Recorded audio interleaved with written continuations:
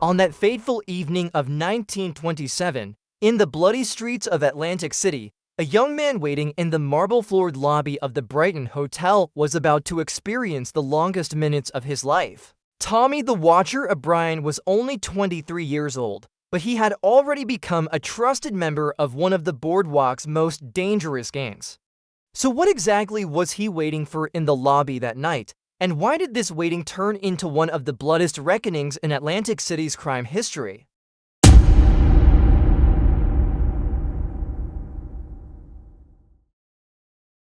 It was a cold October evening in 1927.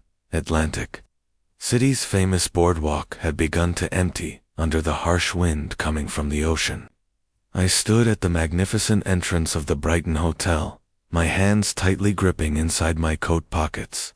My fingers touched the cold metal of my gun, and this feeling gave me confidence.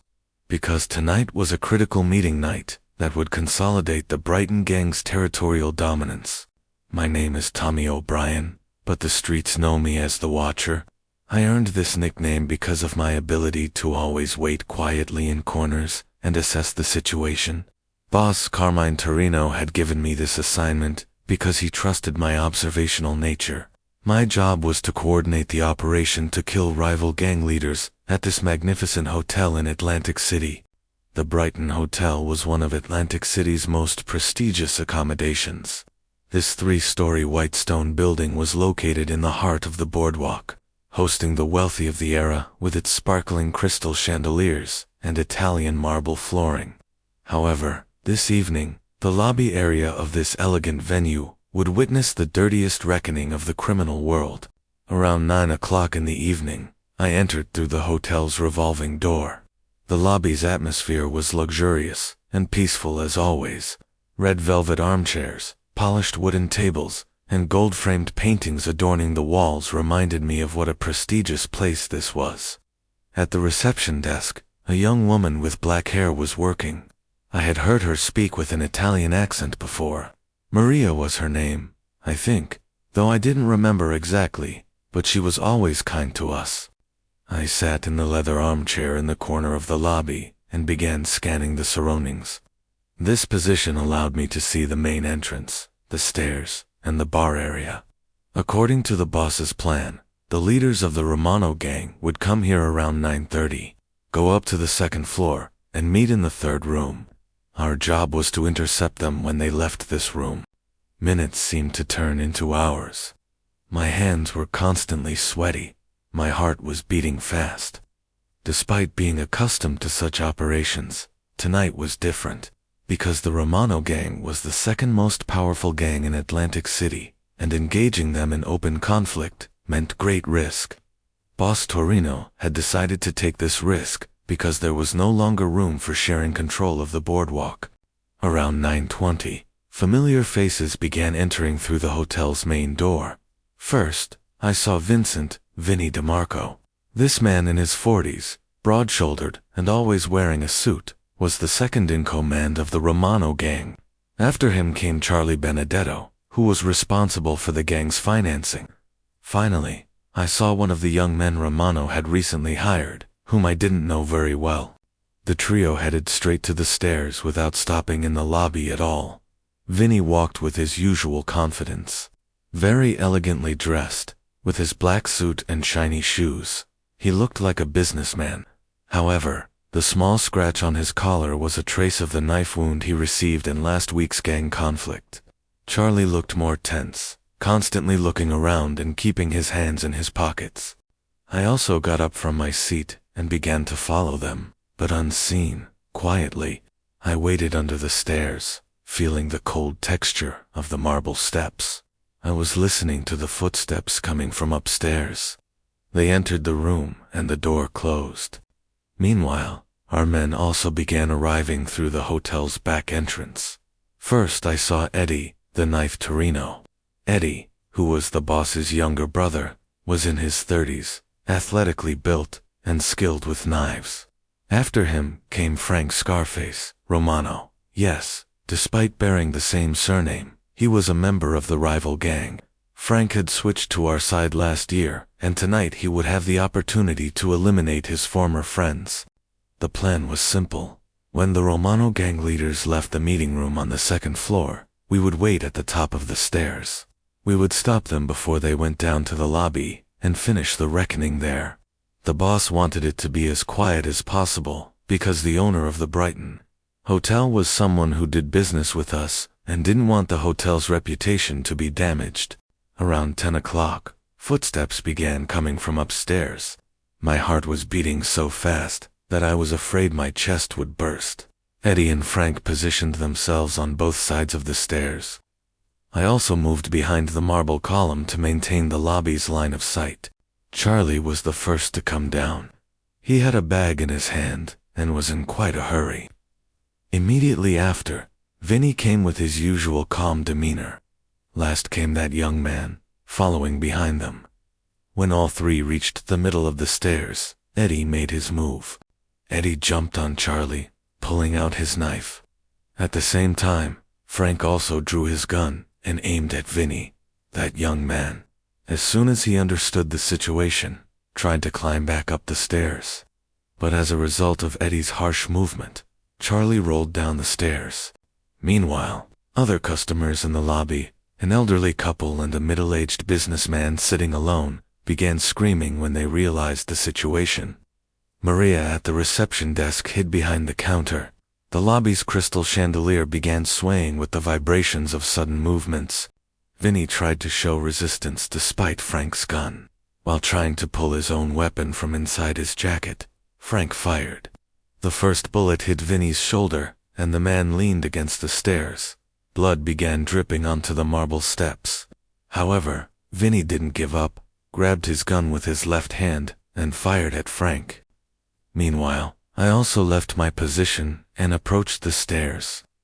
Charlie, after falling down the stairs, was writhing in the middle of the lobby. His left leg was clearly broken, and he was screaming. Eddie was leaning over him, trying to take his bag. That young man had managed to escape to the second floor, but Frank began to chase him. Vinny, leaning against the stairs, was engaged in mutual fire with Frank, while covered in blood. Bullets were hitting the paintings on the lobby walls and the crystal chandeliers. Glass shards scattered across the marble floor. Just then, something unexpected happened. Romano gang reinforcements entered through the hotel's side door. There were 4 of them, and they were all armed with heavy weapons. Apparently, they had learned of our plan beforehand and had prepared. They were the first to fire. While trying to protect Charlie, who was in the middle of the lobby, they fired randomly, toward our side. Eddie was forced to take shelter behind the marble column. I also became unable to move from my position. While Frank was fighting that young man upstairs, war had also begun downstairs. The Romano gang's reinforcements were moving professionally. They had positioned themselves in different corners of the lobby and had us under crossfire. Bullets were tearing apart the hotel's luxurious decoration. The crystal chandelier creaked and swayed when a bullet hit it. Red velvet armchairs were scattering their stuffing from bullet holes. Bloodstains began forming on the marble flooring. Eddie emerged from behind the column and threw his knife at one of Romano's men. The knife pierced the man's chest, and he collapsed to the ground. However, the other 3 had located Eddie's position and were firing intensively at him. I realized the situation was getting out of control. The boss's plan was a quiet elimination operation, but now the Brighton Hotel's lobby had turned into a battlefield. Police sirens were beginning to come from outside. The Atlantic City Police Department's response time to such incidents was usually 5 minutes, and our time was running short. Frank must have managed to handle that young man upstairs because he began coming downstairs. However, while coming down, one of the Romano gang members spotted him and fired. Frank was shot and fell in the middle of the stairs. Blood was coming from his left chest, and he was having difficulty breathing. Vinny was still showing resistance despite his injury. Leaning against the stairs, he continued firing at our men. However, he was beginning to weaken from blood loss. His face had turned pale. His hands were trembling. Eddie made one last effort and attacked one of the Romano gang leaders. The man was late in seeing Eddie, and Eddie's knife pierced the man's stomach.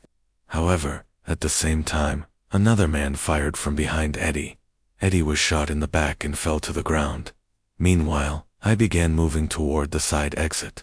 I understood that the situation had turned against us, that the operation would end in failure.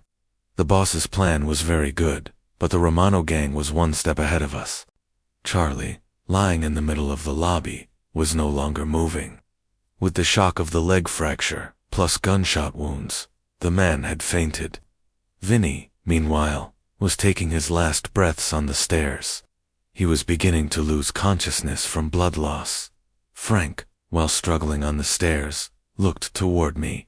There was an expression in his eyes, as if asking for help, but I was not in a position to help him.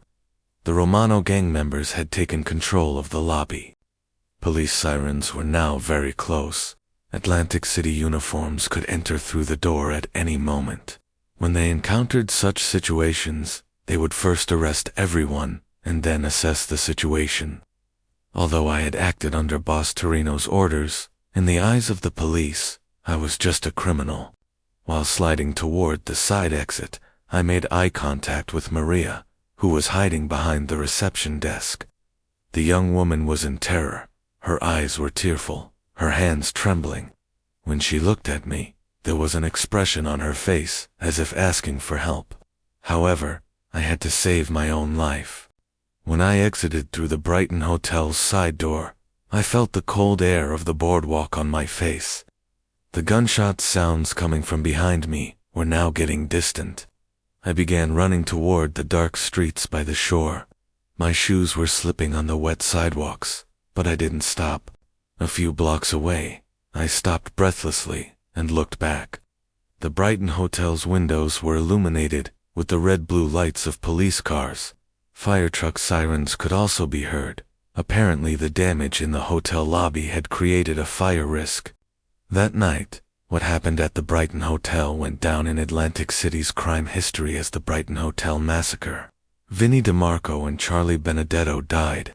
Frank Romano also lost his life in the hospital after being seriously wounded. Eddie Torino survived with the bullet he took in the back, but remained paralyzed.